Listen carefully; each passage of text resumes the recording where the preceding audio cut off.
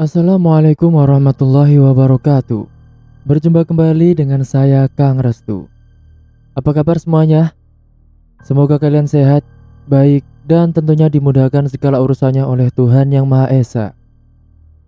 Oke, seperti biasa Kang Restu akan menceritakan sebuah kisah yang berjudul Santet Majikan Ibuku. Dan sebelum masuk ke ceritanya, bagi kalian yang belum subscribe, klik tombol subscribe-nya dan klik lonceng notifikasinya agar kalian tidak ketinggalan cerita terbaru dari channel ini. Oke, langsung saja tanpa berlama-lama lagi. Ini dia ceritanya.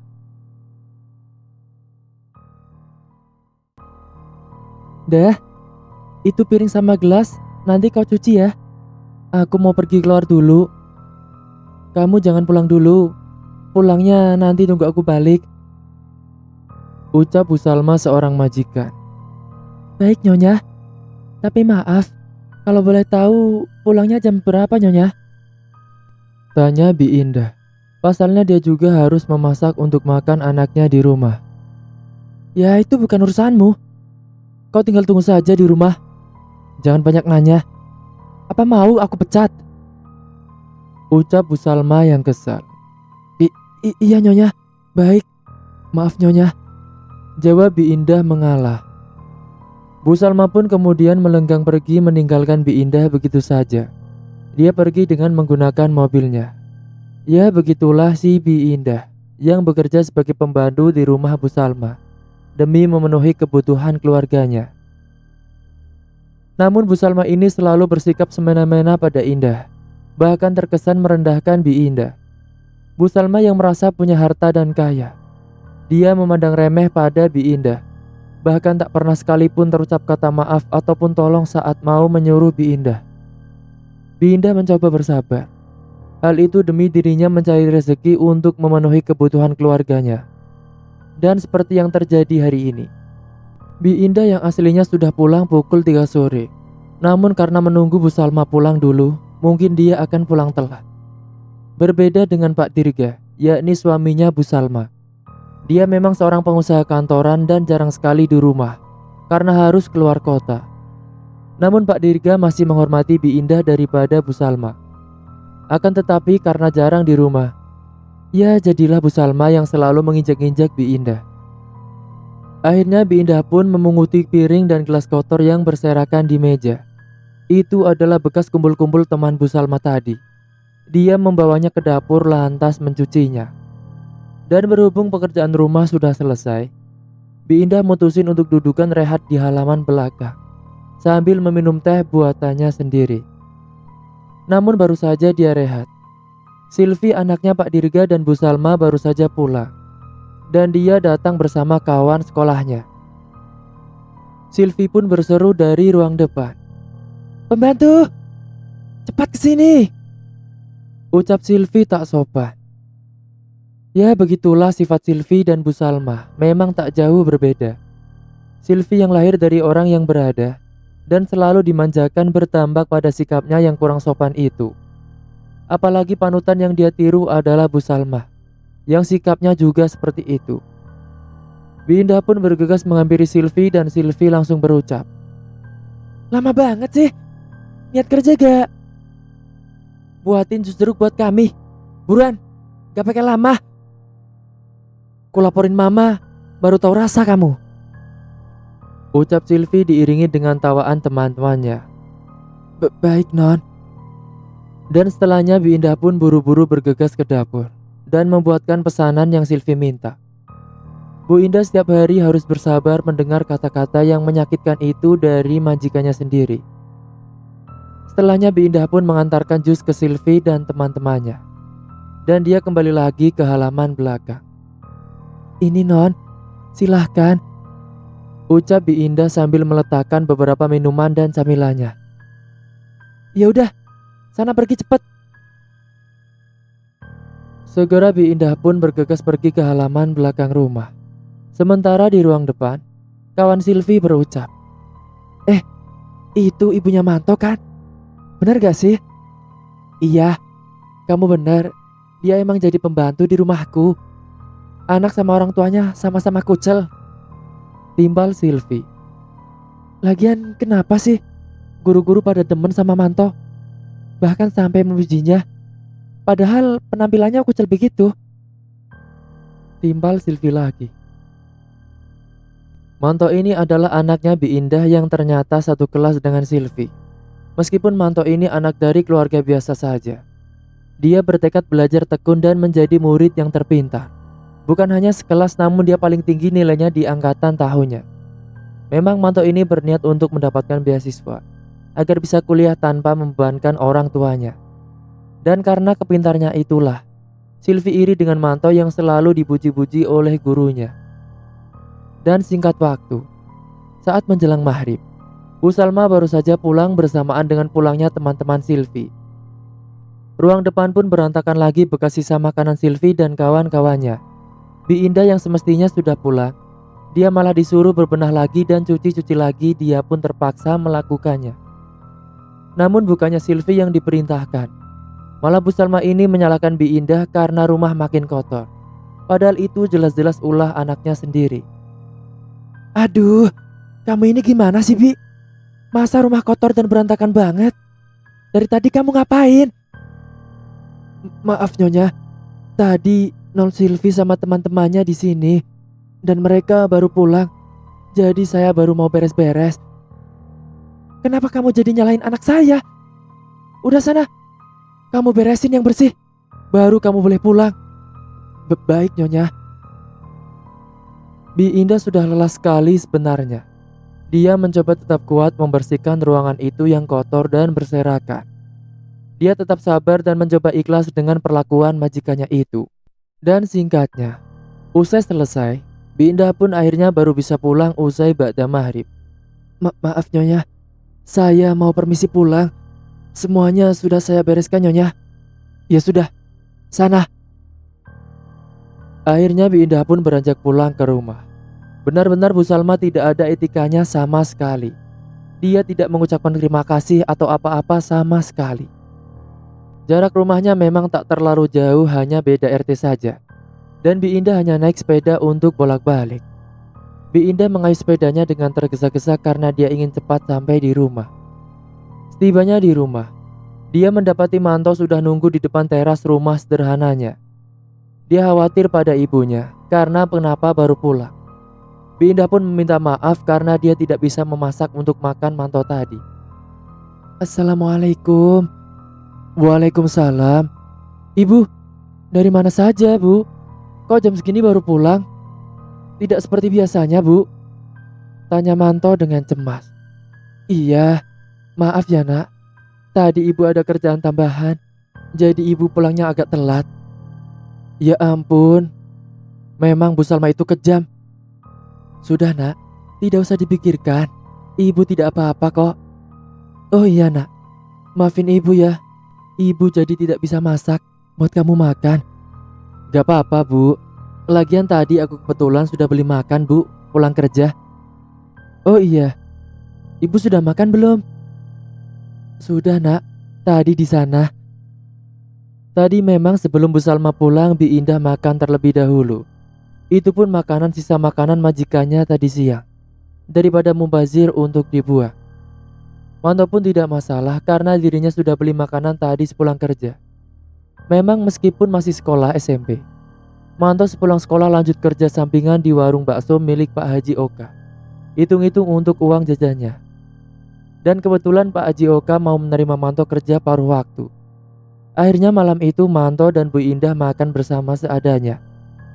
Mereka hanya tinggal berdua di rumah karena ayahnya sudah meninggal sejak lama. Setelahnya Bi Indah pun mengajak Manto untuk masuk ke dalam rumah. Ayo nak, masuk.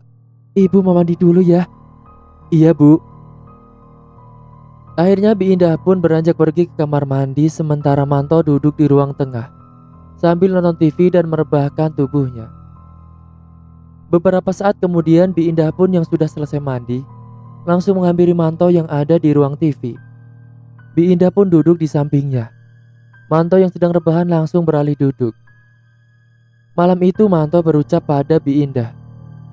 Dia menyuruh Bu Indah untuk berhenti kerja di rumahnya Bu Salma. Manto tahu, pasti Bu Indah ini dilakukan tak baik di sana. Karena Manto juga tahu gimana sikap Silvi yang selalu ngatain Manto waktu di sekolah. Namun Manto mencoba sabar dan tidak meladeninya, meskipun dia dikatai sebagai anak pembantu. Bu, gimana kalau ibu berhenti kerja di rumahnya Bu Salma saja? Aku tahu ibu pasti di sana dilakukan tidak baik, Bu. Namun kala itu Bu Indah menggelengkan pelan-pelan. Katanya dia masih mampu bekerja di sana. Tapi Manto tetap nawarin untuk keluar saja dan mending bikin usaha jualan sendiri. Biar nanti Manto yang bantu juga. Namun Bu Indah masih kekeh menolak. Akhirnya Manto pun mengalah. Tapi dia bilang pada Bu Indah, jika suatu saat Bu Indah mau jualan sendiri, Manto bakalan langsung bantu dagang meskipun nanti dia harus berhenti kerja di tempat Haji Oka. Sudah nak, kamu jangan khawatir. Ibu gak apa-apa kok. Ibu ini masih mampu bekerja di sana. Yakin ibu gak mau keluar dari sana, Bu? Mending ibu bikin usaha jualan sendiri saja. Biar nanti aku yang bantu juga, Bu. Tidak nak. Lagian ibu belum pengen resign. Nanti kalau sudah saatnya, mungkin ibu akan berhenti bekerja di sana. Ya udah Bu, gak apa-apa. Tapi nanti kalau ibu mau jualan sendiri, aku bakalan bantu dagang, Bu. Dan aku berhenti kerja di tempat Pak Haji Oka. Iya nak. Ya sudah, kita istirahat saja ya nak. Ayo, ibu sudah capek. Iya Bu, aku juga capek. Karena malam sudah mulai larut, akhirnya mereka beranjak tidur. Dan ternyata selama ini Manto diam-diam sudah ngumpulin uang dari hasil kerjanya di celengan. Dan rencananya dia akan gunakan untuk usaha sendiri dengan ibunya nanti. Pada esok harinya, Bi Indah dan Manto sudah bangun dan mereka langsung sarapan bersama. Sebelumnya Manto juga siap-siap dengan seragam sekolahnya. Saat itu Bu Indah sarapannya buru-buru karena takutnya terlambat. Bu, kenapa buru-buru banget? Iya nak, ibu kan harus siap-siap di sana. Harus bersih-bersih dulu. Setelah selesai makan, Bu Indah pun beranjak pamitan dengan Manto untuk berangkat terlebih dahulu. Ibu berangkat kerja dulu ya nak. Ini uang sakunya buat kamu. Gak usah Bu, aku sudah ada. Gak apa-apa nak, ini buat kamu. Ya sudah, makasih ya Bu. Selama ini Manto memang selalu menolak kalau diberikan uang saku sama Bu Indah. Karena dia sudah punya uang sendiri dan tidak mau merepotkan ibunya. Tapi Bu Indah tetap maksa, akhirnya Manto pun menerima. Dan uang itu nantinya akan dia tabung. Manto memang selalu bangun awal dan berangkat sekolah pagi sekali. Karena dia jalan kaki ke sekolahnya. Berbeda dengan Silvi yang santai karena dia diantarkan oleh supir pribadinya. Bu Indah pun segera berangkat ke rumahnya Bu Salma dengan mengayuh sepedanya dengan buru-buru. Bu Indah sudah berangkat ke rumah Bu Salma pagi-pagi dan mulai bersih-bersih di rumah. Waktu itu, saat Bu Indah sedang menyapu dalam rumah, Bu Indah tak sengaja melihat Silvi yang diam-diam mengambil uang di dalam tas Bu Salma yang tergeletak di ruang depan. Bu Indah sekilas melihat Silvi mengambil beberapa lembar uang merah yang entah itu berapa. Intinya Silvi ini mencuri uang milik ibunya sendiri. Dan Silvi langsung pergi ke sekolah begitu saja. Sementara Bu Salma kala itu masih tidur lelap dan dia baru bangun nanti siang. Pas anaknya baru pulang, memang dia ini pemalas. Sementara di sekolah, waktu jam istirahat Silvi yang haus akan pujian, dia mengajak semua murid di kelasnya untuk ke kantin dan dia berkata akan mentraktir semuanya tapi kecuali si Manto. Dia dilarang ikut. Ayo teman-teman, semuanya ikut aku ke kantin. Nanti akan aku traktir. Tapi kecuali Manto ya. Mendengar itu Manto pun terdiam dan tidak terlalu mempermasalahkan itu.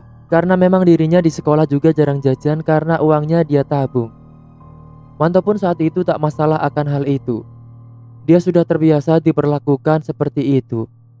Namun untungnya kawan sebangku Manto yaitu Abel tak mau ke kantin. Dia lebih memilih sama Manto saja di dalam kelas. Sepeninggal Silvi dan murid-murid yang lainnya, Abel kala itu berujar pada Manto. Dia heran dari mana Silvi bisa dapat uang banyak.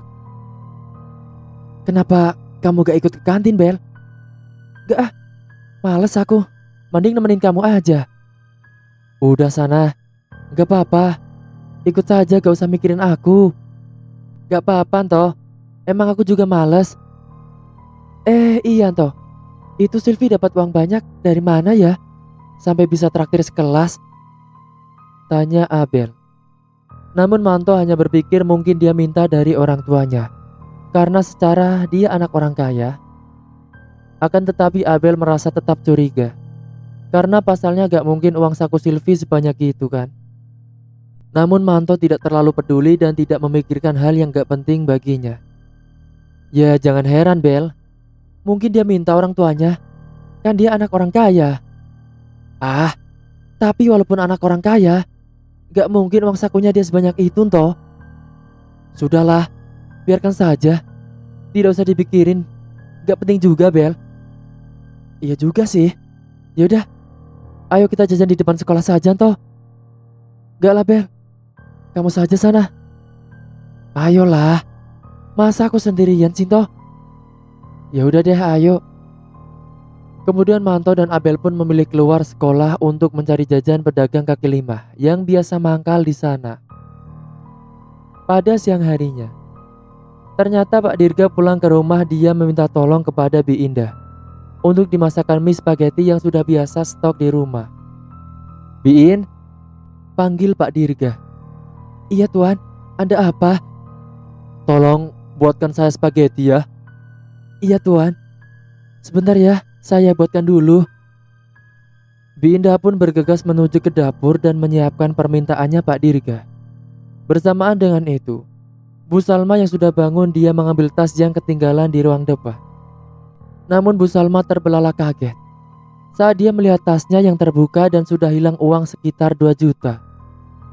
Bu Salma pun langsung suudzon dan menuduh Bi Indah. Dia lalu berteriak memanggil Bi Indah. Bi Indah pun terpaksa mematikan kompornya, padahal belum matang. Biin, sini, cepat, teriaknya. Iya nyonya, sebentar. Biin pun berlari terbirit-birit menghampiri Bu Salma di ruang depan. Ada apa nyonya? Setibanya Bi Indah, dia langsung dituduh sama Bu Salma dengan nada marahnya. Hei Biin, kau tadi pagi bersih-bersih dan nyapu di sini kan? Tanya Bu Salma. Iya nyonya, kenapa ya memangnya? Pakai nanya kenapa? Nih lihat, tasku terbuka dan uangku hilang 2 juta. Pasti kau yang mencuri kan? Sudah ngaku saja. Tubuh Bu Salma yang tak berdasar. Bukan nyonya, sumpah bukan saya pelakunya, jawab Bi Indah. Pak Dirga yang mendengar keributan akhirnya menghampiri mereka. Bu Salma kemudian malah berkata pada Pak Dirga, seakan menyudutkan bahwa Bi Indah lah yang pelakunya. Ada apa ini ribut-ribut? Ini loh Pak, duitnya ibu hilang 2 juta. Di rumah kan cuma ada Bi Indah saja. Pasti dia yang sudah mengambil. Namun Pak Dirga tak langsung percaya begitu saja. Dia bertanya pelan pada Bi Indah apakah yang dikatakan Bu Salma itu benar. Bi, apa benar Biin yang dikatakan sama nyonya? Tanya Pak Dirga. Bi Indah pun langsung bersumpah bahwa dia bukan pelakunya. Saya berani sumpah tuan, bukan saya pelakunya. Saya tak berani melakukan hal itu. Tapi ucap Biin berhenti. Dia ragu untuk melanjutkannya. Tapi apa Bi? Tanya Pak Dirga dengan pelan. Tapi tadi pagi sebenarnya saya sempat lihat non Tilvi pas mau berangkat sekolah. Dia diam-diam mengambil uang dari dalam tas nyonya. Ucap Bi Indah yang akhirnya membenarkan apa yang dilihatnya. Enak saja kamu menuduh anakku. Emang dasarnya orang miskin. Sudah salah gak mau ngaku. Pelaporkan ke polisi baru tahu rasa kau. Ucap Bu Salma yang tak terima anaknya dituduh. Namun kala itu Pak Dirga menenangkan suasana dan menunggu Sylvie pulang saja untuk ditanyakan kebenarannya. Sudah Bu, jangan gegabah. Kita tunggu Sylvie pulang dulu. Paling sebentar lagi dia pulang. Nanti kita tanyakan kebenarannya bagaimana. Akhirnya saat itu Bi Indah pun kembali membuatkan spaghettinya sambil menunggu Silvi pulang. Pak Dirga pun makan dulu dengan Bu Salma. Dan singkatnya, usai Silvi pulang, dia pun langsung ditanyai oleh mereka bertiga. Silvi gak mau ngaku dan malah nyalahin Bi Indah balik. "Silvi, sini kamu duduk dulu," ucap Pak Dirga. "Ada apa sih, Pak?" Jawabnya sambil duduk di meja makan. "Sil, kamu jujur ya. Tadi pagi apa benar kamu yang sudah ngambil uangnya Mama 2 juta di tas? Soalnya Biin lihat kamu katanya ambil uang Mama diam-diam." Tanya Pak Dirga. "Enak saja Bibi nyalain aku. Mana mungkin aku mengambil uang milik Mama. Aku kan tinggal minta Mama sama Papa saja kan. Pasti langsung dikasih. Ngapain nyuri-nyuri segala? Dasar Bibi ini pembantu gak tahu diri," ucap Silvi dengan mengelak. Mendengar ucapan anaknya, Bu Salma pun malah menimpali dan berkata pada Pak Dirga, "Pak, pokoknya Mama gak mau tahu.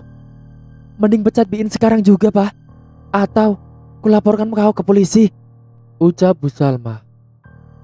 Akhirnya Pak Dirga yang tak mau membebankan Bi Indah. Dia memilih untuk menyuruh Biin berhenti bekerja saja. Dan Biin pun memaklumi kata Pak Dirga yang masih bersimpati padanya. "Biin, untuk meluruskan ini semua, dan saya tidak mau membebankan Biin, jadi lebih baik mulai sekarang Biin berhenti bekerja saja ya, Bi." Iya Tuan, saya paham itu. Saya gak apa-apa. Tapi yang jelas sumpah bukan saya Tuan yang mengambil uang itu," jawab Bi Indah. Bu Salma kemudian berucap lagi, "Gaji bulan ini tak akan kuberikan. Kuanggap lunas karena kau telah mencuri uangku," ucap Bu Salma lalu melenggang pergi dengan Silvi. Namun untungnya Pak Dirga baik hati dan dia tidak memberikan uang pesangon buat Bi Indah. "Bi, maaf ya. Mungkin ini memang keputusan yang terbaik. Terlepas dari benar atau tidaknya Bibi mencuri uang, saya tidak tahu. Tapi daripada Bibi mendapat masalah yang lebih dari istri saya, lebih baik Bibi berhenti saja ya. Saya minta maaf ya, Bi," ucap Pak Dirga. Baik Tuan. Terima kasih masih peduli dengan saya Tuan. Tapi jujur Tuan, bukan saya pelakunya. Ya sudah Tuan. Terima kasih atas segalanya selama ini. Saya pamit dulu ya. Assalamualaikum." "Waalaikumsalam. Hati-hati ya, Bi. Sekali lagi saya mohon maaf ya, Bi." Bi Indah pun bergegas pulang ke rumah dengan mengayuh sepedanya di bawah terik sinar matahari. Siang itu yang sangat panas dan menyengat sekali dengan perasaan yang campur aduk dan sedih, serta sakit hati dan lainnya. Dia mengayuh sepeda semakin cepat, karena Bu Indah ingin segera cepat sampai di rumah. Setibanya Bu Indah di rumah, dia segera masuk ke kamarnya dan nangis di sana. Dia benar-benar meluapkan rasa sakitnya itu. Beberapa saat setelahnya, Manto baru saja pulang dan dia terkejut saat melewati pintu depan kamar ibunya. Karena dia mendengar ada suara isak tangis. "Loh, ibu sudah pulang?" gumamnya. "Assalamualaikum, Bu." Saat Manto pulang dan masuk ke dalam rumah, dia tidak mendengarkan salam balik dari ibunya. Padahal saat itu Manto melihat sepeda ibunya sudah ada di depan halaman rumah. Manto pun lalu mengetuk pintu. Kemudian masuk ke dalam, dia pun langsung menghampiri ibunya yang kelihatan sembab dan menanyakan apa yang sebenarnya telah terjadi. "Bu, loh, ibu kenapa? Ibu nangis. Kok matanya sembab? Ibu sudah pulang jam segini. Ada apa Bu sebenarnya?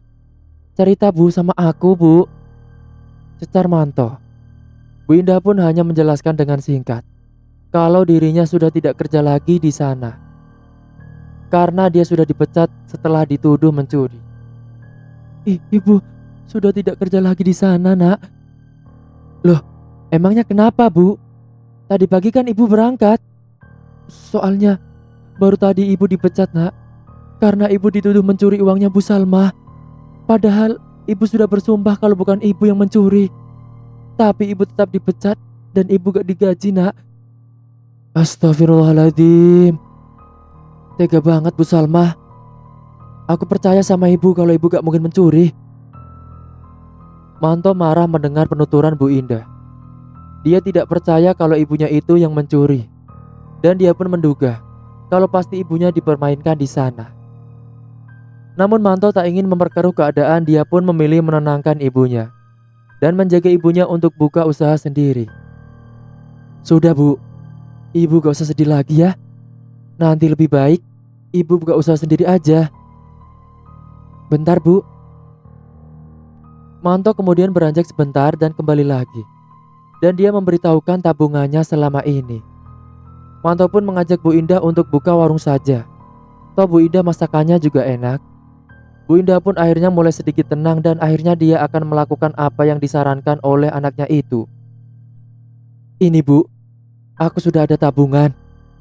Selama ini aku nabung dan uang ini nanti bisa dipakai untuk buka warung saja Bu. Lagian masakan ibu kan enak. Nanti orang-orang pasti suka sama masakan ibu. Masya Allah nak, ibu gak nyangka kamu nabung ternyata selama ini. Iya nak, ibu setuju kalau begitu. Makasih banyak ya nak. Iya Bu, sama-sama. Ya sudah, besok aku mau minta tolong sama tukang untuk buatin warung ibu ya. Iya nak, kamu mau makan apa? Biar ibu masakin ya, ibu juga belum makan. Sudah terserah ibu saja. Akhirnya saat itu Bu Indah sudah tidak sedih lagi. Dia sudah lebih tenang dan dia segera beranjak ke dapur untuk memasak buat makan siang mereka berdua. Beberapa saat kemudian, Bu Indah sudah selesai masaknya dan mereka makan siang bersama kala itu. Bu Indah pun masaknya tumis kangkung dan tempe goreng pakai sambal saja. Tapi meskipun begitu, menurut mereka sudah sangat enak dan sedap sekali. Dan pada esok harinya, Manto meminta bantuan tukang untuk membuat warung makan ala kadarnya dulu di depan halaman. Sementara Bu Indah ke pasar untuk belanja bahan-bahan. Karena kebetulan hari itu hari Minggu. Manto di rumah dan dia memikirkan ide lain. Mungkin nanti dia juga sambil jualan es kelapa muda di samping warung makannya itu. 5 hari kemudian warung pun jadi. Manto dan Bu Indah mulai jualan hari itu. Tapi Manto akan bantu sepulang sekolah. Alhamdulillah Bu Indah mulai sedikit melupakan sedihnya. Manto juga sudah izin resign dari Haji Oka. Dan Haji Oka membolehkannya dan bahkan mendoakan Manto supaya warungnya bisa laris. Pak Haji, mulai besok saya mau resign ya. Dan tidak kerja lagi di sini. Emangnya kenapa toh? Tanya Pak Haji Oka. Soalnya saya mau buka usaha sendiri sama ibu saja. Mau buka warung makan Pak, sama lauk.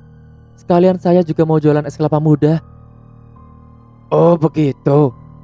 Kalau itu sudah menjadi keputusanmu, saya tidak memaksa. Ya sudah, tidak apa-apa toh. Semoga nanti warung dan es kelapa muda kamu itu laris manis ya. Amin Pak Haji. Terima kasih banyak ya Pak Haji. Iya sama-sama. Ini sebagai pesangon kamu ya. Silakan diambil. Makasih banyak Pak Haji. Dan alhamdulillah hari pertama Bu Indah buka warungnya. Beberapa warga antusias berdatangan ke situ dan mereka pada suka. Sementara Manto kala itu, ketika di sekolah, dia tak sengaja mendapati Silvi dan kawan-kawannya yang sedang dudukan di dekat gudang sambil makan. Manto pun sembunyi dan tak sengaja mendengar percakapan mereka. Kala itu Silvi tertawa puas pada temannya. Kalau Bu Indah yang kerja di rumahnya sudah diusir. Karena dia dituduh mencuri padahal Silvilah yang mencuri uang ibunya. Dan temannya pada tertawa mendengar cerita Silvi yang bangga dengan kelakuannya itu. Kalian tahu tidak? Pembantu yang ada di rumah aku itu, si ibunya Manto itu sih. Kenapa emangnya? Dia sudah dipecat sama papa aku. Kok bisa Sil? Iya, soalnya kemarin itu sebenarnya aku yang sudah ambil duit mamahku untuk traktir sekelas. Tapi aku gak ngaku dan aku nuduh Bi Indah yang mengambil uangnya. Jadi ya dia dipecat. Sebenarnya sih Mama mau menjarain Bi Indah, tapi papa malah milih mending dipecat saja. Kasihan dia. Jelasnya diakhiri dengan tertawa terbahak-bahak dengan temannya.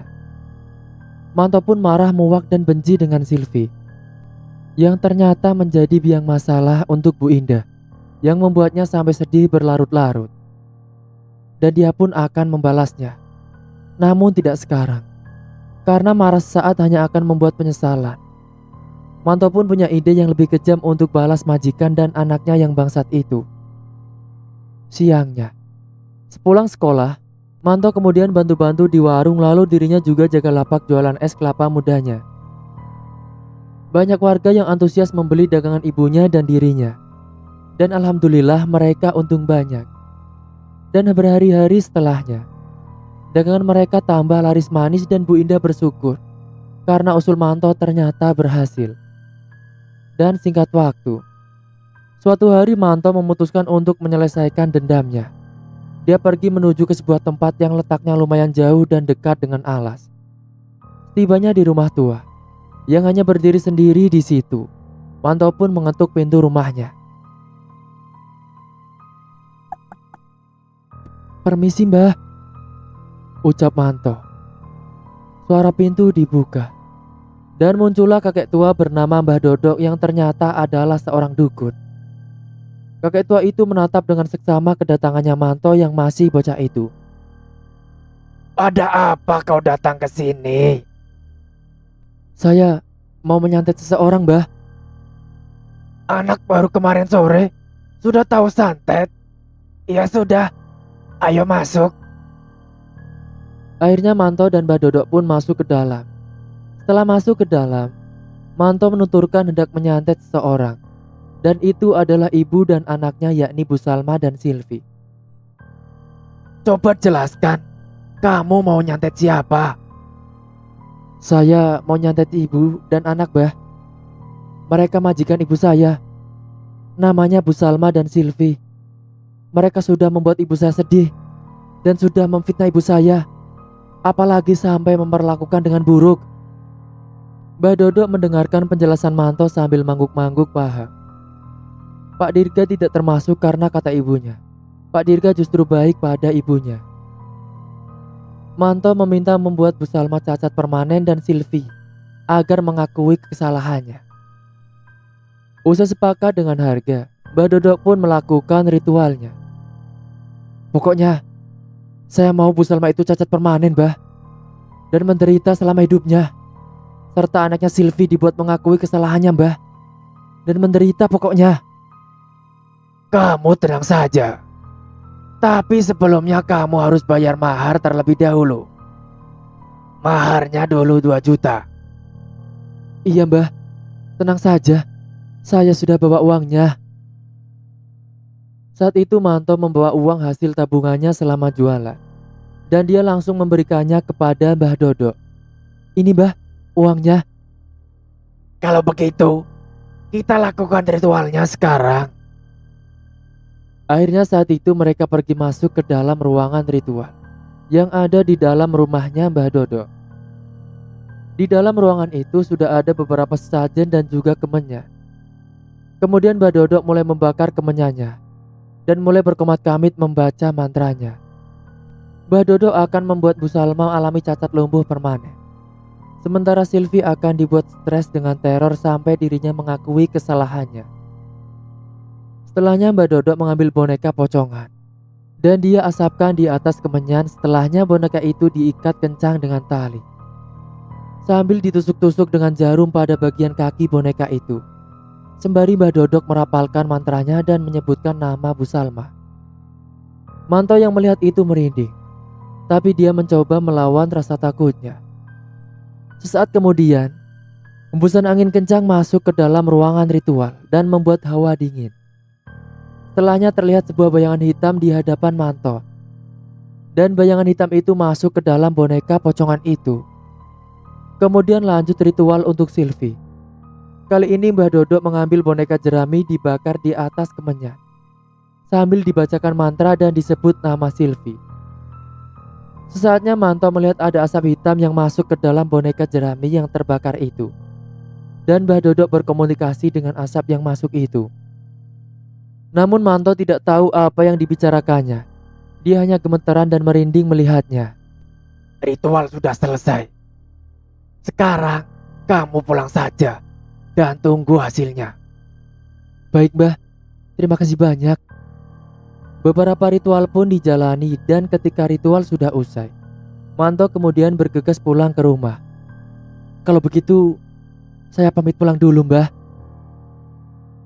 Dan singkat cerita, beberapa hari setelahnya, Bu Salma dan Silvi pun mulai mendapatkan teror. Malam itu Bu Salma yang sedang tidur pulas. Tiba-tiba saja dia mimpi buruk. Dan kala itu dia bermimpi berada di sebuah hutan yang sangat gelap sekali. Saat itu Bu Salma kebingungan karena sendirian. Dan tiba-tiba saja dia merasakan hembusan angin yang sangat kencang sekali. Saat kemudian Bu Salma juga mendengar ada suara tapakan kaki yang sangat berat dan besar. Bu Salma pun sontak menoleh ke belakang. Dan betapa terkejutnya dia saat melihat ke belakang. Ternyata ada sosok genderuwo yang sangat menyeramkan sekali. Kedua matanya merah menyala menatap tajam. Bulunya hitam lebat dan baunya sangat busuk sekali. Bu Salma pun mencoba untuk lari terbirit-birit menghindari sosok itu. Namun sosok genderuwo itu tetap mengejarnya hingga akhirnya beberapa saat kemudian Bu Salma ambruk karena tersungkur dengan batu. Dan bersamaan dengan itu, Bu Salma terbangun dari tidurnya. Nafasnya tergesa-gesa tidak beraturan. Keringatnya pun membasahi tubuh dan jantungnya berdegup kencang sekali. Akhirnya Bu Salma pun haus, dia pun beranjak ke dapur untuk mengambil air putih. Saat itu Bu Salma yang sedang berjalan menuju ke dapur. Tiba-tiba saja dia dikejutkan dengan suara yang memanggil namanya. Salma. Bu Salma pun mengedarkan pandangannya ke sana kemari untuk mencari sumber suara itu. Akan tetapi ternyata tidak ada apa-apa. Dia pun tidak menghiraukan dan melanjutkan lagi ke dapur. Saat sedang berada di dapur, Bu Salma dikagetkan dengan suara seperti dentuman. Sontak Bu Salma pun langsung terperanjat. Dan dia yang penasaran memilih keluar rumah untuk melihat apa yang sebenarnya terjadi. Dan beberapa saat kemudian, Bu Salma keluar rumah dan dia tidak melihat apa-apa di sana. Akhirnya dia memutuskan untuk masuk ke dalam rumah untuk tidur lagi. Namun hembusan angin kencang malam itu membuat suasana dingin dan mencekam.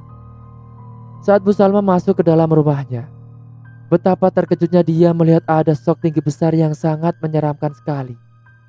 Dengan kedua matanya yang merah menyala dan baunya busuk sekali. Hingga akhirnya tubuh Bu Salma kaku dan tidak bisa digerakkan. Dan akhirnya Bu Salma pun ambruk pingsan. Bu Salma pun pingsan sampai pagi hari. Dan keesokan paginya Bu Salma ditemukan oleh Pak Dirga yang kebetulan ada di rumah. Segera saat itu Bu Salma dibawa ke kamar dan mencoba untuk disadarkan.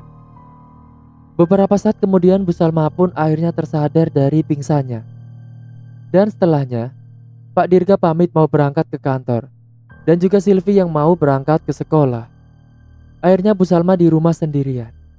Dan dia siangnya pergi kumpul dengan teman-temannya arisan bersama. Hingga akhirnya malam harinya, Silvi yang ada di rumah sendirian, dia sedang mainan HP di dalam kamarnya. Tiba-tiba saja dia dikejutkan dengan suara yang mengetuk pintu kamar. Dia pun segera membukakan pintu kamarnya. Dan saat dia membuka kamarnya, ternyata tidak ada apa-apa di sana. Silvi pun merinding karena jelas dia di rumah sendirian. Dan saat itu hembusan angin kencang membuat hawanya semakin merinding. Dia yang hendak kembali ke kasurnya, tiba-tiba saja dia dikejutkan dengan sosok pocong yang menyeramkan sekali berdiri di belakangnya. Silvi pun teriak. Namun saat kemudian, sosok pocong itu menghilang dan Silvi jantungnya masih berdegup kencang. Dia pun kembali ke kasur. Dia langsung menenggelamkan tubuhnya di balik selimut sambil nangis karena ketakutan. Dan dia sendirian di dalam rumah. Sementara di sisi lain malam itu, Bu Salma yang sedang dalam perjalanan pulang. Di perjalanan tiba-tiba saja dia melihat ada bayangan putih yang melintas di depan mobilnya. Sontak Bu Salma pun kaget. Dan saat itu betapa terkejutnya Bu Salma melihat ada sok pocong yang sangat banyak sekali jumlahnya, yang berdiri menutupi jalannya. Hingga akhirnya Bu Salma yang kaget, dia banting setir ke kiri dan menabrak pohon yang ada di pinggir jalan. Beberapa warga yang melihat langsung membawa Bu Salma ke rumah sakit terdekat. Saat itu Pak Dirga dan Silvi yang dikabari langsung shock dan langsung ke rumah sakit. Dan saat itu dokter mengatakan kepada Pak Dirga kalau Bu Salma mengalami kelumpuhan. Bu Salma alami kelumpuhannya usai alami kecelakaan waktu pulang arisan malam. Dan dia dikejutkan dengan sosok yang sangat menyeramkan. Bahkan setelah divonis lumpuh, di rumah dia selalu diteror sosok yang menyeramkan. Bahkan Silvi juga mengalami gangguan-gangguan di malam harinya, sampai-sampai membuat dirinya itu ketakutan sendiri. Silvi kini suka berteriak ketakutan waktu malam, namun hanya dia yang melihat sosok seram itu. Semenjak itu Silvi mulai jarang bersekolah. Malam itu Silvi yang sedang rebahan sambil main HP. Dia mendengar ada suara mendengkur di dalam kamarnya. Padahal dia tidur di kamarnya itu sendirian. Akhirnya dia mencoba membalikkan tubuhnya karena suaranya itu terdengar jelas sekali di telinganya. Saat dirinya membalikkan tubuh, betapa terkejutnya Silvi melihat di sampingnya itu ada sosok pocong yang sangat menyeramkan sekali. Wajahnya hancur dan baunya busuk sekali. Hingga akhirnya Silvi pun pingsan saat itu juga sampai pagi hari. Dan malam berikutnya, Silvi yang tengah malam bangun karena dia ingin buang air kecil. Sebenarnya dia takut, tapi karena dia sudah kebelet banget, dia pun mencoba untuk melawan rasa takutnya itu. Beberapa saat kemudian dia yang berada di dalam kamar mandi tiba-tiba saja dikejutkan dengan suara yang memanggil namanya. Silvi. Dia pun mengedarkan pandangannya mencari sumber suara itu, namun dia tidak melihat apa-apa. Suara pintu dibuka. Dan betapa terkejutnya saat dia membuka pintu kamar mandinya. Ternyata ada sosok tinggi besar yang sangat menyeramkan sekali. Silvi pun berteriak, "Ah, tolong!" Pak Dirga yang kala itu mendengar teriakan Silvi langsung menghampiri.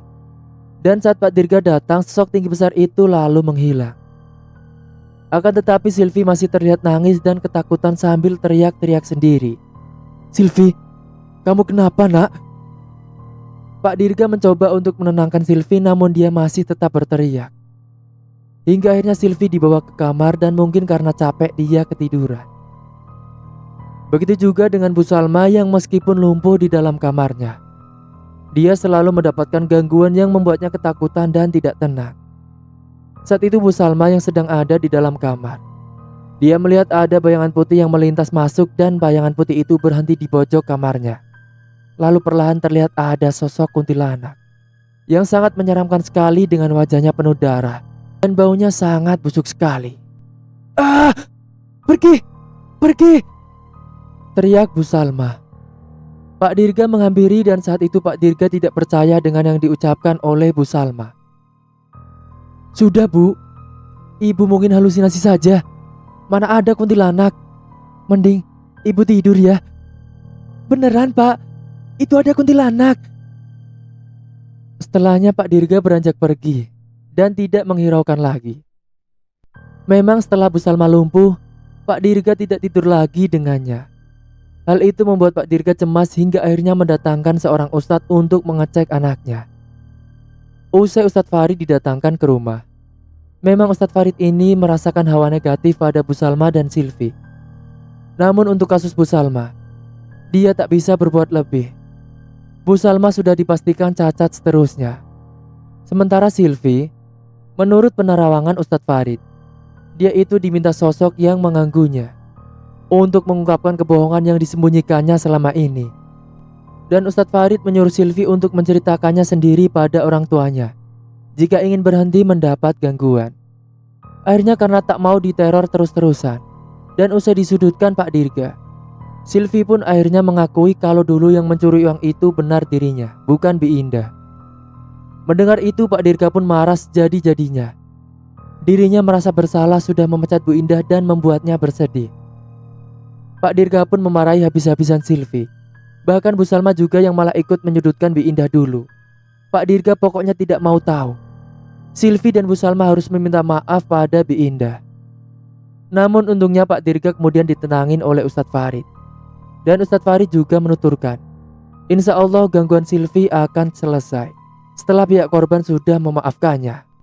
Ustadz Farid juga menuturkan untuk menjadikan kejadian ini sebagai pembelajaran untuk Bu Salma dan Silvi yang sombong dan congkak selama ini. Dan singkatnya, akhirnya Silvi dan Bu Salma ditemani Pak Dirga datang ke rumah Bu Indah.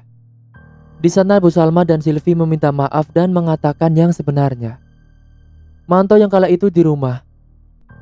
Dalam hati dia puas melihat Bu Salma yang mengenakan kursi roda. Untungnya Bu Indah tidak memperpanjang masalah itu. Dia memberikan maaf untuk mereka. Dia sudah berdamai dengan masa lalunya dan kini fokus dengan usaha yang dijalankan dengan anaknya sendiri. Bu Salma dan Silvi pun menangis kala itu dan mereka berjanji akan merubah sikap dan sifatnya. Silvi juga minta maaf sama Manto karena selama ini dia sudah menjelek-jelekannya. Dan sebelum pergi pulang, Pak Dirga diam-diam memberikan sekepok uang kepada Bu Indah sebagai tanda minta maafnya. Awalnya Bu Indah menolak, namun Pak Dirga tetap memaksa dan berkata, dirinya akan selalu dihantui rasa bersalah jika Bu Indah tidak mau menerima pemberiannya.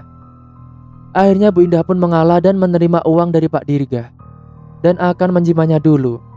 Lalu setelahnya mereka pamitan pulang. Kini Bu Salma memutuskan untuk bertaubat dan menjadi pribadi yang baik. Meskipun cacatnya tidak sembuh, dia masih akan tetap lumpuh.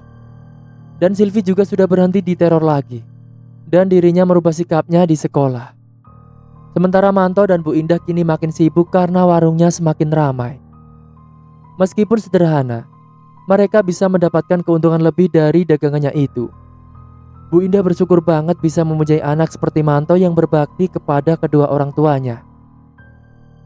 Jangan merendahkan orang lain karena kita tidak tahu ke depannya. Jangan mentang-mentang menjadi orang kaya kita bisa berlaku seenaknya dan memperlakukan orang lain di bawahnya dengan seenaknya. Jangan pernah sombong dan menghina orang. Jaga ucapan kita dan tetap rendah hati. Memang pangkat dan kekayaan kita bisa merubah seseorang, mulai dari perkataan dan nada bicara bahkan perlakuannya. Semoga kita selalu rendah hati dalam keadaan apapun dan selalu bersyukur serta sabar dalam menghadapi segalanya. Jaga ucapan kita jangan sampai menyinggung dan menyakiti hati orang lain. Karena bisa jadi orang itu bisa menerima atau tidak dengan ucapan dan perbuatan kita. Karena mulutmu harimaumu. Cerita pun tamat. Dan seperti biasa bagi kalian, ambil sisi positif dan buang sisi negatifnya. Dan mungkin itu saja yang dapat saya sampaikan. Kurang lebihnya mohon maaf apabila ada salah kata ataupun ucapan yang kurang berkenan. Dan sampai jumpa lagi di cerita selanjutnya. Akhir kata, wassalamualaikum warahmatullahi wabarakatuh.